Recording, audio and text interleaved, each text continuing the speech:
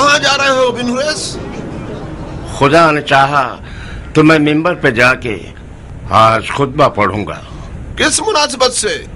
میں امیر ابن زیاد کی حکومت کا نائب ہوں۔ امیر ابن زیاد خود رے کی کون سی جہنم میں چلے گئے ہیں کہ آپ کو اپنی حکومت کا نائب بنا دیا ہے انہوں نے؟ استغفار کرو امیر، نہ تو میں عمر سعد ہوں اور نہ ہی یہ لوگ جو کھڑے ہیں عورت ہیں۔ عامر ابن مسعود، ہنگامہ مت کرو، بیٹھ جاؤ۔ یہ دو افراد جو تم دیکھ رہے ہو قاصد خلیفہ ابن زیاد ہیں، ان کی جانب سے کوفے کے مومنین کے لیے پیغام لائے ہیں۔ خدا کی پناہ، کیا آپ لوگوں نے سنا؟ ابن زیاد اپنے آپ کو خلیفہ کہلوا چکا ہے، اور یقیناً اس کا پیغام بھی یہی ہوگا کہ کوفے والے اس کی بیعت کر لیں۔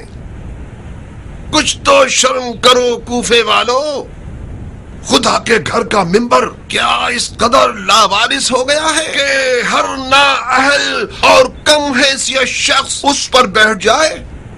تمہارا ممبر و محراب سے کیا واسطہ؟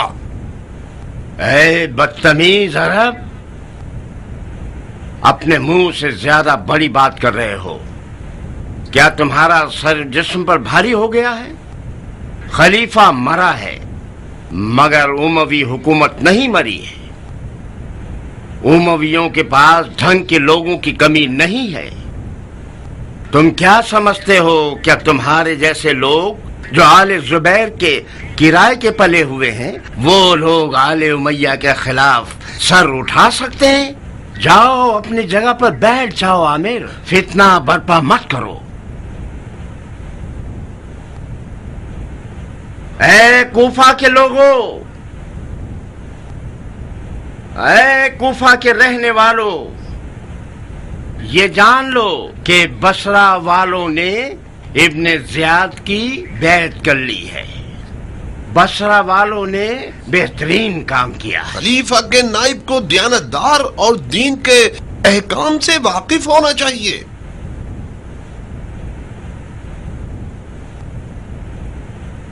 میں ایک شکی انسان ہوں بن حریث، 3 اور 4 رکعت میں شک ہو جائے تو کیا کرنا چاہیے؟ شکی انسان تو انسان نہیں ہوتا۔ تمہاری نماز پر افسوس ہے عامر، جبکہ تم نماز میں ہر چیز اور ہر کسی کے بارے میں سوچ سکتے ہو سوائے خدا کے۔ خلیفہ کے امیر کو معیشت اور امن و امان کی فکر کرنی چاہیے، سمجھے؟ یہ شکیات نماز، مبطلات وضو، یہ احکام نجاست اور محرمات اور مطہرات کے مسائل ان علماء سے پوچھنے چاہیے جنہوں نے دینی دروس پڑھے ہوں۔ یہ علماء امیر کی دسترس میں ہوتے ہیں اور لوگوں کی دینی مشکلات بھی حل ہو جائیں گی۔ منظور، بالفرض میں ایک بڑے گھرانے کا وارث ہوں۔ خدا جانتا ہے کہ نہ میں سستی کرتا ہوں اور نہ بے غیرت ہوں۔ دن رات اپنا خون پسینہ ایک کر دیتا ہوں مگر اپنے گھرانے کا پیٹ نہیں بھر سکتا۔ جبکہ میں ایسے مسلمانوں کو دیکھتا ہوں جن کے گھر کے کتے بلی بھی میرے گھر کے بچوں سے زیادہ سیر ہوتے ہیں۔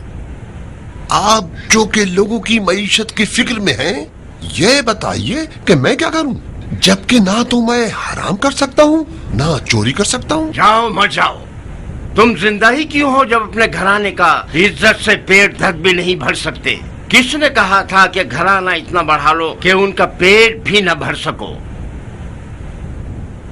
اس منطق کے تحت آپ میں سے اکثر لوگوں کو مر جانا چاہیے، کیونکہ آپ تنگ دست ہیں۔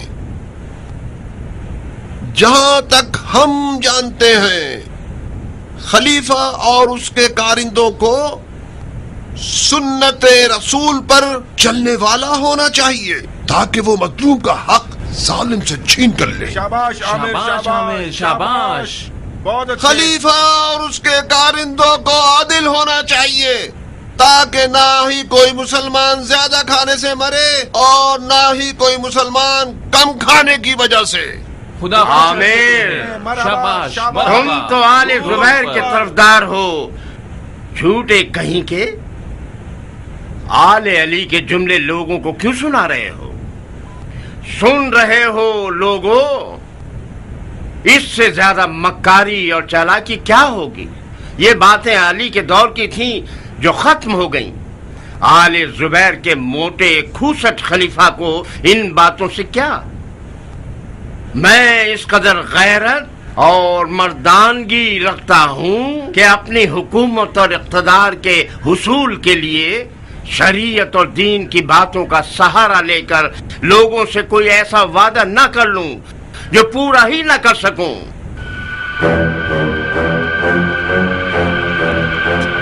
خدا کے گھر کے ممبر کو نجس مت کرو ملعون، نیچے اترو۔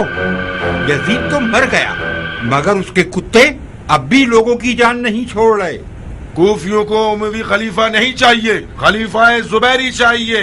عبداللہ زبیر خلیفہ، عامر ابن مسعود امیر۔ عبداللہ زبیر خلیفہ، عامر ابن مسعود امیر۔ عبداللہ زبیر خلیفہ، عامر ابن مسعود امیر۔ ان خرافات کے ساتھ تو کوفہ بہت جلد زمین بوس ہو جائے گا۔ کوفے والے بدنصیب لوگ ہیں، آج سے کوفے سے امن و امان ختم ہو جائے گا۔ تم نمک حراموں کا حق بنتا ہے کہ تم لوگوں پر بلا ٹوٹ پڑے۔ مجھے تو آل زبیر پر حیرت ہو رہی ہے کہ عامر نامرد کا درمیان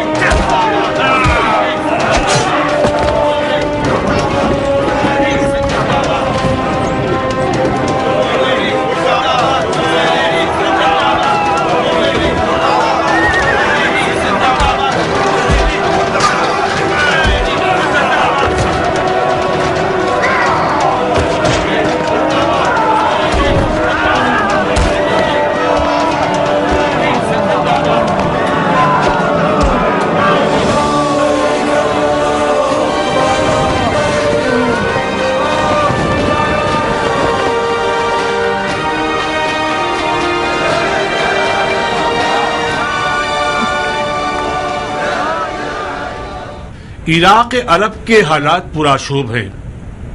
ہمیشہ کی طرح کوفہ میں فرقہ واریت اور مختلف گروہوں کا میدان جنگ بن گیا ہے۔ اب میرا خیال ہے کہ جلد از جلد ان لاوارث بھیڑوں کی فکر کیجیے اور آج ہی کوفہ کے امیر کے تعین پر غور کر لیجیے۔ جس قدر یہ موضوع پرانا ہوتا جائے گا اتنا ہی کوفہ پر تسلط پانا مشکل ہوتا جائے گا۔ مسئلہ کوفہ ہم سب کا مسئلہ ہے۔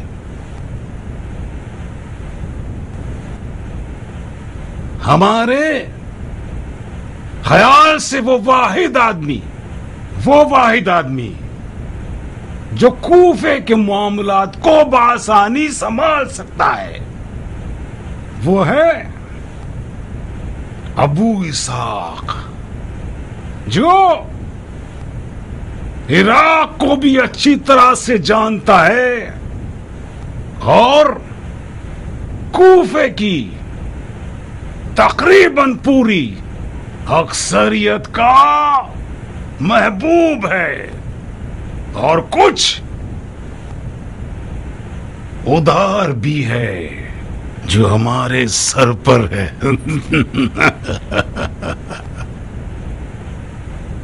احسنت، مرحبا اس حسن انتخاب پر۔ خدا کی قسم آپ نے بہترین انتخاب کیا ہے۔ کوفیوں کی اکثریت ابو اسحاق کو بہت چاہتے ہیں، خاص طور پر توابین جو کہ بے شک ان کے ہم آواز ہیں۔ بہت بہت مبارک و مختار، بے شک آپ کوفہ کے امیر ہونے کے لائق ہیں۔ بہت خوب، ابو اسحاق، وعدہ وفا کر دیا ہم نے.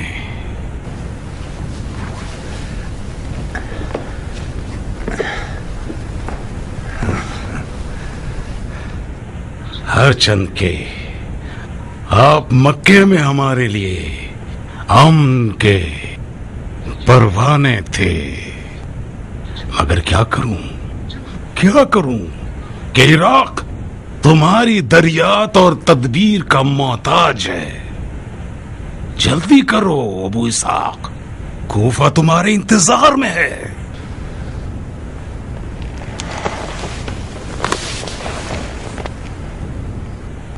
نہیں،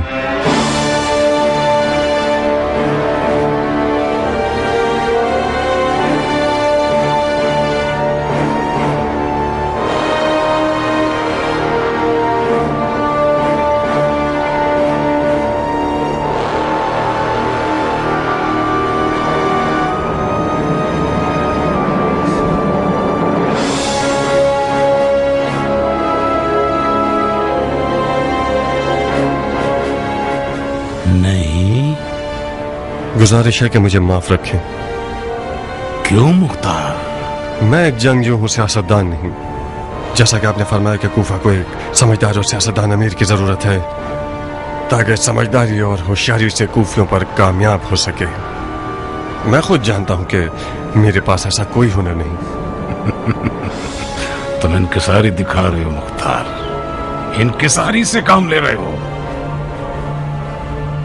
کہ تمہیں یاد نہیں کہ تمہاری ہم سے بیعت کرنے کی شرط عراق کی حکومت تھی؟ وہ شرط صرف ایک سواریہ نشان تھا آپ کو پہچاننے کے لیے. میں یہ جاننا چاہتا تھا کہ آپ کی نظر میں مختار کی کیا قدر و قیمت ہے، بس اتنا ہی. میری حکومت کا تخت گھوڑے کی زین ہے اور میری رایا تلوار. میں فوجی لباس میں بڑا ہوا ہوں اور میری زبان ایک جنگجو سپاہی کی دو ٹوک اور سخت زبان ہے.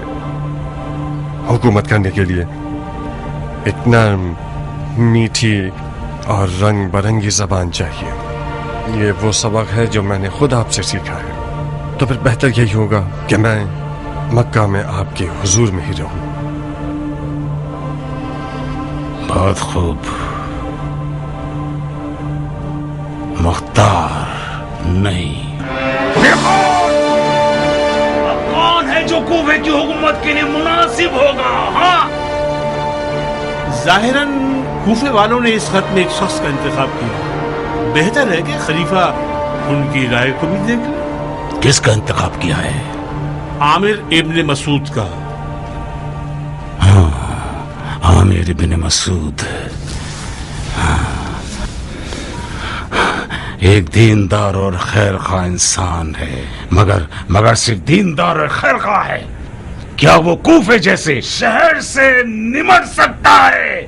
ہاں، مجھے بعید لگتا ہے. کچھ عرصے اسے مہلت دے دیجئے کہ والی کوفہ بن جائے. اگر وہ لائق اور سمجھدار نکلا تو بہت خوب، نہ ہوا تو ایک ذمہ دار انسان کو کوفے کی حکومت کے لیے چن لیجئے گا.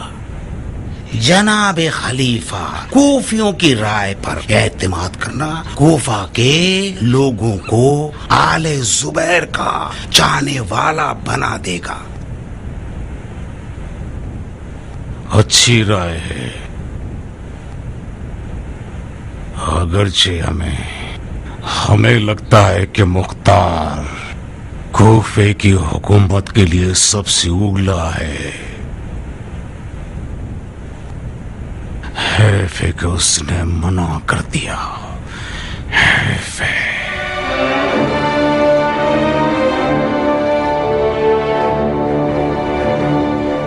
مختار کے فیصلے کے پیچھے کوئی فتنہ چھپا ہوا ہے. کیسا فتنہ؟ یہ تو اب تک مجھے بھی نہیں پتا، مگر مجھے یقین ہے کہ وہ کچھ غلط ارادے رکھتا ہے.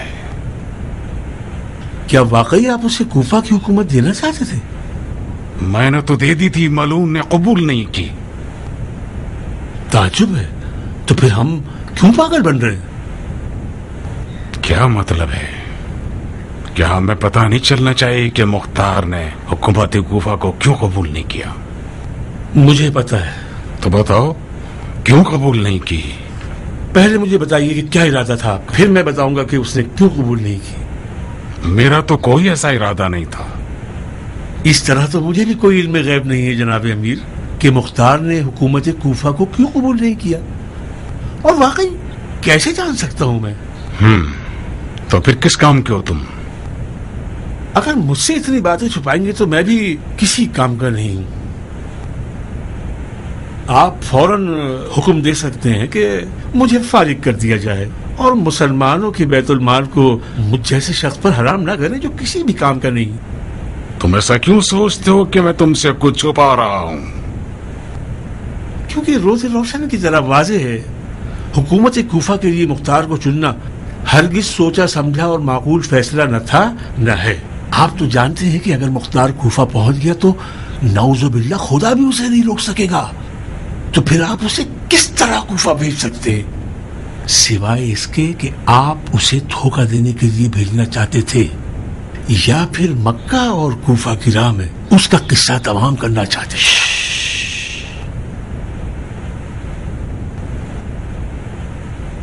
जब बछड़ा हद से ज्यादा बड़ा हो जाए तो उसकी माँ को शदीद परेशानी हो जाती है।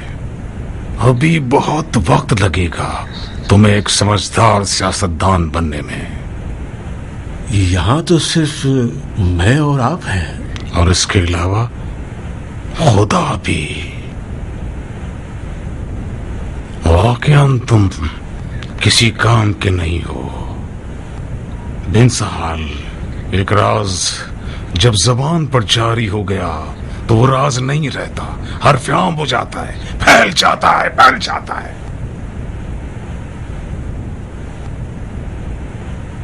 आज के बाद जो आ जाए ज़बां पर कोई राज, बंद रखना लबे बदसाज, रखो राज को राज, ध्यान रखना कि न हो जाए सुगनसाज, वरना होगा कफस उम्र का तेरी दरबाज।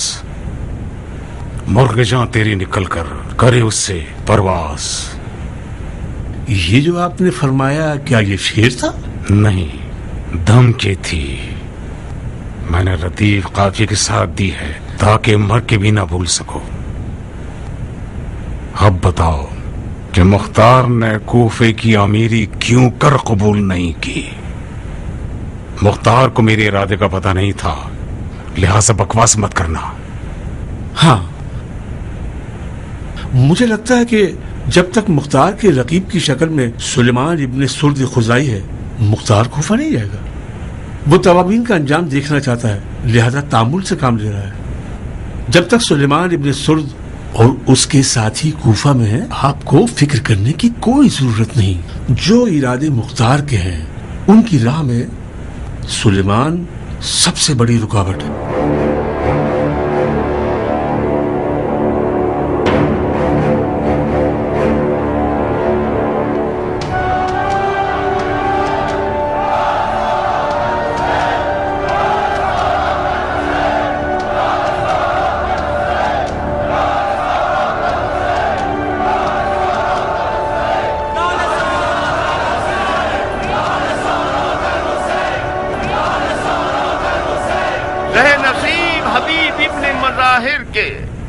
ज़हे नसीब मुस्लिम इब्ने उसजा के, ज़हे नसीब उन लोगों के जिन्होंने अपने आप को इश्क के काफिले से मिला दिया, और वाह हो हमारे हाल पर के जो नफ्स अम्मारा के हाथों जलील हो गए।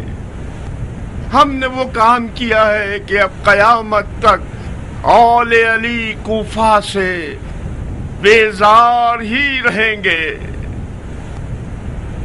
मेरी मदद कीजिए कि हम अपनी खोई हुई इज्जत दोबारा पालें। अगरचे मैं जानता हूं कि समंदर में बह जाने वाला पानी कभी वापस नहीं आता। मेरी मदद कीजिए कि हम इस शर्मिंदगी के दाग से दामन को पाक कर लें। हौसला पैदा करो कि फिर से जिंदा हो जाए। मैंने सुना है कि बाज कूफियों ने आले जुबैर के लिए बैत तलब की है। میں جو کہ تواب ہوں خون حسین کا انتقام لینا چاہتا ہوں. جہاں تک آل زبیر میری رکاوٹ نہیں بنیں گے مجھے بھی ان سے کوئی سروکار نہیں. آج میرا جہاد ہے قصاص ہے قاتلان حسین اور آرزو ہے راہ حسین میں مر جانا. تم بالکل ٹھیک ڈر رہے ہو کیان. یہاں تو ایک اجتماعی خودکشی کی بو آ رہی ہے. یہ آگ اپنے آپ کو جلانے والی ہے, دشمن کو جلانے والی نہیں. واقعاً مختار کی سخت ضرورت ہے. کبھی کبھار ابو اسحاق اور اس کے ان کاموں پہ شدید غصہ آتا ہے مجھے, اس قدر کہ میرا دل کرتا ہے اپنا سر دیوار سے ٹکرا دوں. نہ جانے کس امید پہ مکے میں رکا ہوا ہے. یہ ہمارے خوابوں کے پورا ہونے کے لیے بہترین وقت تھا. صبر سے کام لو کیان. جس مختار کو میں جانتا ہوں وہ کسی بیکار بنجر زمین پر کبھی قدم نہیں رکھتا. بہتر ہے توابین کے انجام تک مختار مکہ ہی میں رہے. کیوں بن کامل؟ کیونکہ وہ سلیمان کے سامنے نہیں آنا چاہتا. تم نے سنا نہیں؟ سلیمان کو حکومت سے کوئی سروکار نہیں ہے.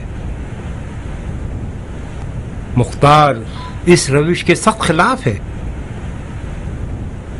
یزید ملعون جو واقع کربلا کا اصل مسبب تھا واصل جہنم ہو گیا. بعد یزید ستمگر ابن زیاد خبیث اور اس کے کارندے ہیں. اس قدر اس شقی القلب قوم سے جنگ کروں کہ بفضل خدا شہادت سے ہمکنار ہو جاؤں. جو بھی میرا ہم عقیدہ اور ہمدرد ہے اس بیکار دنیا سے اپنا دل اکھاڑ لے اور قافلہ کربلا کا مسافر ہو جائے.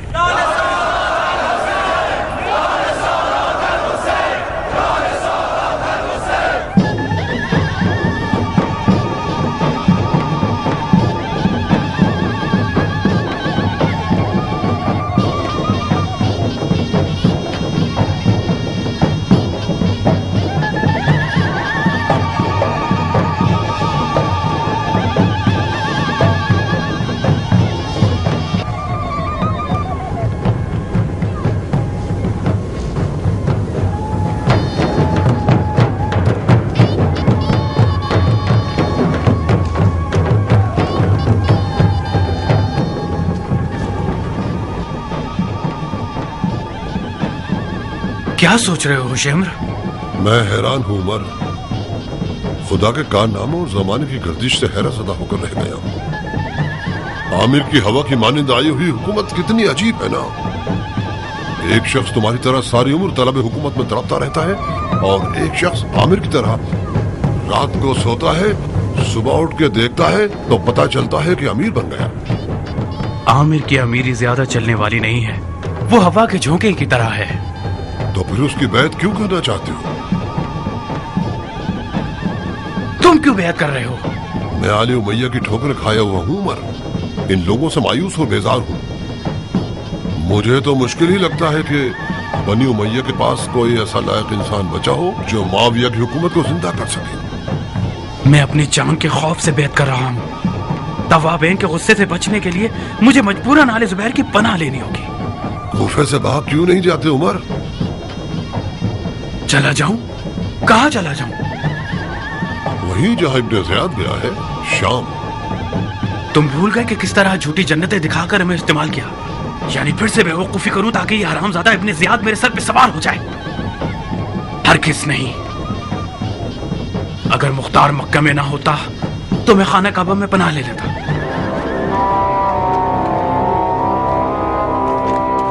میں حاکم نہیں ہوں, لوگوں کی خدمت کا امانت دار ہوں. آپ لوگوں نے بڑی سمجھداری کا کام کیا کہ لوگوں کے ساتھ ہم آواز ہو گئے اور بیعت کا ارادہ کر لیا. لوگ فرقہ واریت سے تھک گئے ہیں.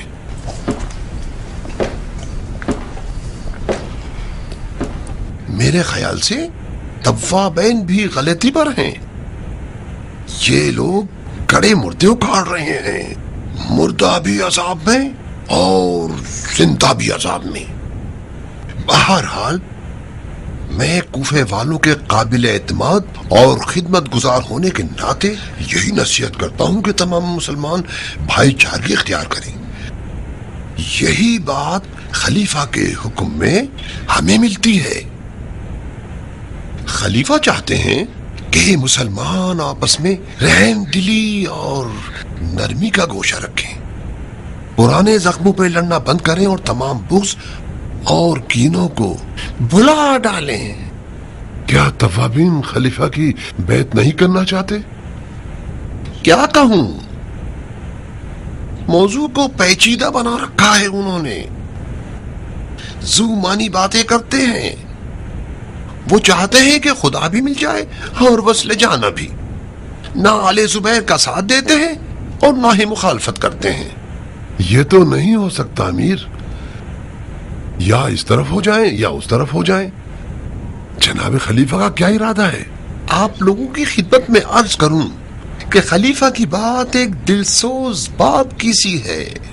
امید ہے کہ یہ فرزند خطا کار غلط راستے سے لوٹ آئے اور سیدھے راستے پر چلنے لگے اور باپ کے غم و غصے کا باعث نہ بنے. اگر یہ نافرمان بیٹا سیدھے راستے پہ نہ آئے تو کیا؟ باپ کے صبر کی بھی ایک حد ہوتی ہے.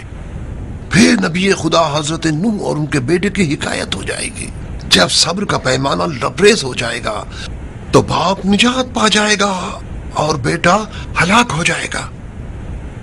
مجھے امیر کی باتوں سے یہ سمجھ میں آ رہا ہے کہ جو بھی آل زبیر کی بیعت کرے گا گویا وہ ان کی کشتی میں سوار ہو گیا ہے. وہ طوفانوں اور توابین کی چوٹ سے امان میں رہے گا. ٹھیک کہا نا میں نے امیر؟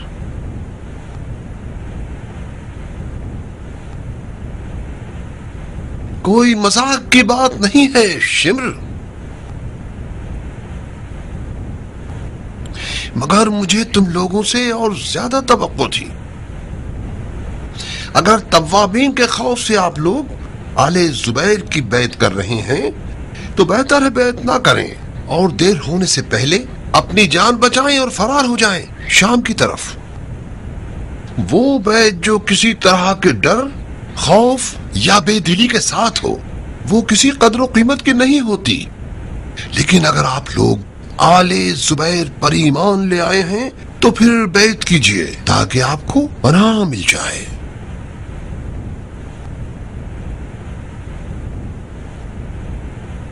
میں اپنی بیعت کی اپنے خون سے ضمانت دیتا ہوں.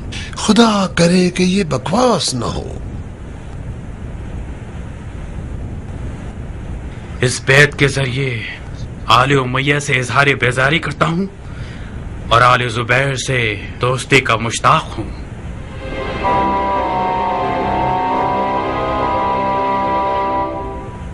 اے تباب بھائیو، واقع کربلا کے بعد سرغنہ مسببین نے ابن زبیر کے والی کوفہ سے بیعت کر لی ہے. والی کوفہ نے اپنی طرف سے یہ کام نہیں کیا ہوگا. یقیناً وہ اپنے خلیفہ کی طرف سے اس غلط بیعت پر مامور کیا گیا تھا. شمر لعین اور عمر سعد خبیث کی بیعت قبول کرنے کا مطلب ہے کہ آل زبیر نے اپنے پچھلے دعوے سب واپس لے لیے، یعنی توابین سے کھلم کھلا دشمنی کرنا جو حسین کے خون کا انتقام لینے والے ہیں.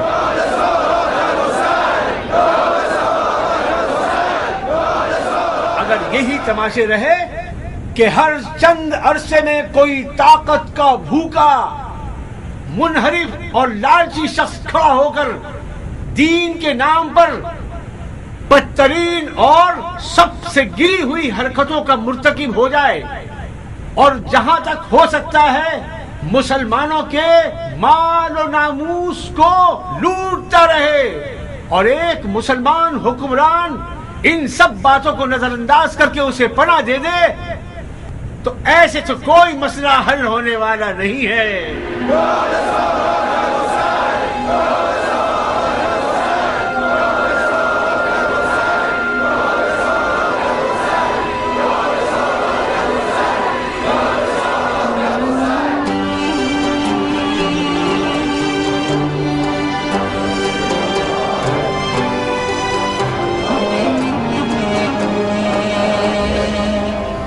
ابن زیاد جو مشہور ہے بنام ابن مرجانہ، اشقیاء میں شقی ترین شخص، اولیاء اور اوصیاء اور 72 شہدائے کربلا کا خونی دشمن اور قاتل، جو جھوٹ اور ریاکاری کا، خدا کی نافرمانی اور حرام کاریوں کا اہل ہے، اس کا اور اس کے ساتھیوں کا نجس وجود دھار پہ لٹکایا جائے گا۔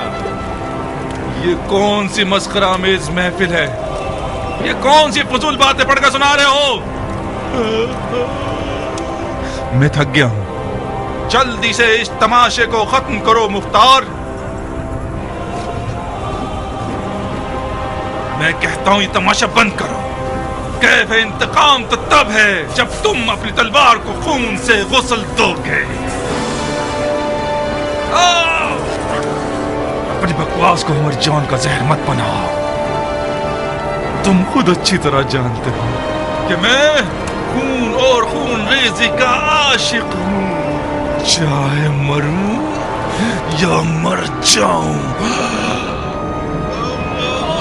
مختار جان، مجھے وہ روٹی کھلا کے مارنا جو ملک کے رے کی گندم سے پکی ہو، یا چاہے اس کے کچھ بھوسی ٹکڑے ہی مجھے دے دو کہ وہ کھا لوں۔ اے مختار، مجھے غور سے دیکھو، میں وہ شقی ہوں جس نے اس نیک سپہ سالار کا خون اپنے ان ہاتھوں سے بہایا جس کا کوئی یاور نہ تھا۔ مجھے کھولتے ہوئے پانی کی دیگ میں پھینک دو۔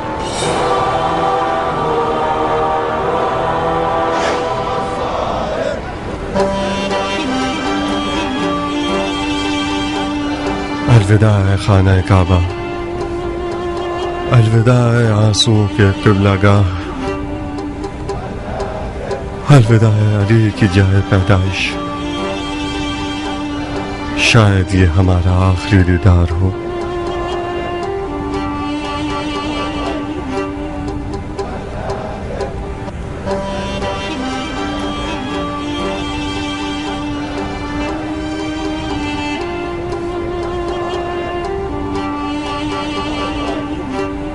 خانہ کعبہ کا طواف قبول ہو مختار؟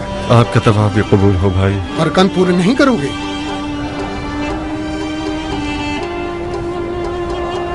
کوفہ سے حانی ابن جبہ وداعی صاحب، کیا حال ہے ابن جبہ؟ آپ کی دعاؤں سے ابو اسحاق، آپ کیسے ہیں؟ سانس چل رہی ہے، ہزار شکر ہے اس کا۔ جتنی دیر تم طواف میں تھے میں تمہیں دیکھ رہا تھا، تمہارا طواف تو طواف وداع تھا، کہاں کا ارادہ ہے انشاءاللہ؟ انسان کی موت ہر وقت انسان کے تعاقب میں رہتی ہے حانی، شاید ابھی صحن کعبہ سے باہر قدم رکھیں اور تو پھر بہتر ہے کہ انسان ہر وقت جانے کے لیے تیار رہے۔ کب تک مکہ میں بیٹھے رہنے کا ارادہ ہے مختار؟ بالکل کوفے کو بھول گئے ہو تم؟ اپنے گھر والوں سے ملنا نہیں چاہتے؟ خانہ کعبہ کے جوار میں رہنے کی توفیق ہر کسی کو میسر نہیں ہوتی۔ کوفے کی کیا خبریں ہیں ابن جبہ؟ کوفہ تو مت کہو جیسے کوئی طوفانی دریا ہے، صرف مختار کی کمی ہے۔ یزید کی موت کے بعد اب کوفیوں کو غیرت آ ہی گئی اور اموی کارندوں کو ذلیل اور رسوا کر کے کوفے سے باہر نکال دیا۔ لوگوں کی آل زبیر سے بیعت صرف مصلحت کے تحت ہے، ان لوگوں نے مجبوراً آل زبیر سے رضامندی کا اظہار کیا ہے۔ ظاہر ہے اندھوں میں کانا راجا ہوتا ہے۔ اگر تم کوفے میں ہوتے تو کم از کم لوگ عامر ابن مسعود کی طرف نہ جاتے۔ ابھی بھی دیر نہیں ہوئی ہے مختار، کوفیوں کو آل زبیر پر شک ہے۔ جناب سلیمان سر تو تھے نہانی، تو پھر ان کی بیعت کیوں نہیں کی تم لوگوں نے؟ سچ تو یہ ہے کہ بہت سے لوگ سلیمان کے گرد ہیں، مگر سلیمان بذات خود حکومت نہیں کرنا چاہتا۔ ہم نے جتنے بھی ضد کی اس نے قبول نہیں کیا، رات دن گریہ کرتا رہتا ہے۔ سلیمان اور اس کے ساتھی توابین کے نام سے مشہور ہو گئے ہیں۔ ان کا عقیدہ یہ ہے کہ ان کی توبہ اس وقت قبول ہوگی جب یہ شہید ہوں گے۔ کوفیوں کی رائے مختار کے بارے میں کیا ہے حانی؟ کس حوالے سے؟ ہر حوالے سے جاننا چاہتا ہوں کہ میرے بارے میں کیا کہتے ہیں۔ اچھی اچھی باتیں کرتے ہیں۔ ہم نے تو جو کچھ سنا ہے وہ جنگ مکہ میں مختار کی شجاعت اور اس کی حرم کعبہ کے دفاع میں جانثاری کا ہی سنا ہے۔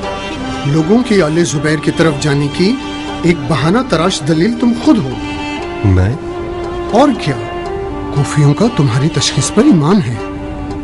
لوگ کہتے ہیں اگر آل زبیر اچھے لوگ نہ ہوتے تو مختار ان کے پاس نہ رکے رہتا۔ واقعاً؟ تم اپنے آپ کو اتنا کم قیمت کیوں سمجھتے ہو ابو اسحاق؟ کوفے والے تمہیں اپنا حصہ سمجھتے ہیں۔ تمہارا بیت اللہ کا دفاع کرنا ان لوگوں کے غرور کا باعث بن گیا ہے۔ تم پر ناز کرنے لگے ہیں یہ لوگ۔ توابین کا کیا ان کی بھی یہی رائے ہے؟ توابین کو نہ مختار سے سروکار ہے اور نہ آل زبیر سے۔ ان کا سارا غم شہادت پانا ہے۔ میں نے ایسا کچھ نہیں سنا۔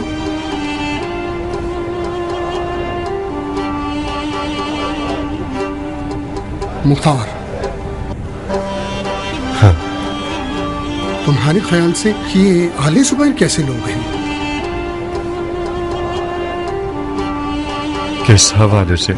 دین، شریعت، طریقت اور صلاحیت کے حوالے سے۔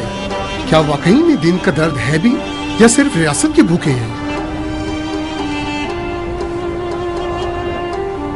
فقط خدا ہی اندر کے راز سے واقف ہے، ہمیں کیا پتا؟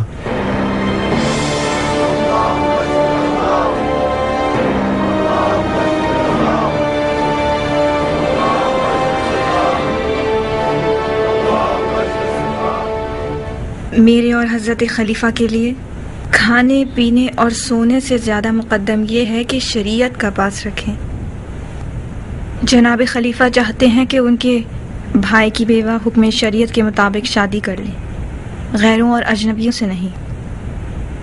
وہ چاہتے ہیں کہ میں جب تک زندہ ہوں زبیر کی بہو بن کر رہوں۔ حکم سر آنکھوں پر۔ مگر منزل کی موت کے بعد میں نے وہ منت مانی ہے جس سے میرا نکاح مشروط ہو چکا ہے۔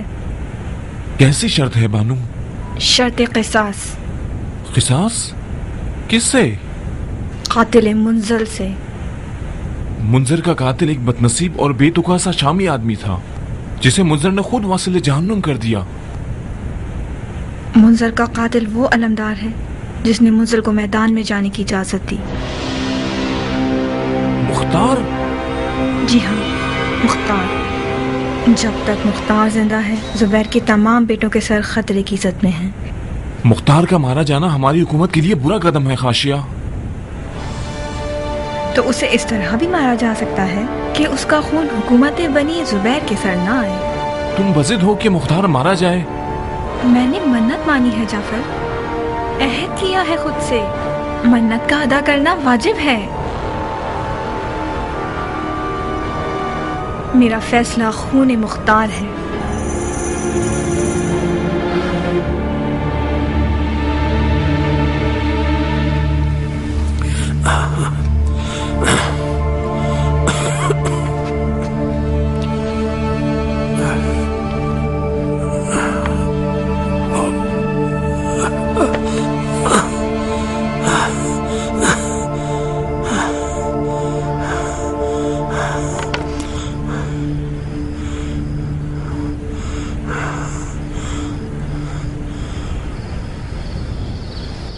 پروردگارا تجھی سے دل اطمینان کا باعث ہے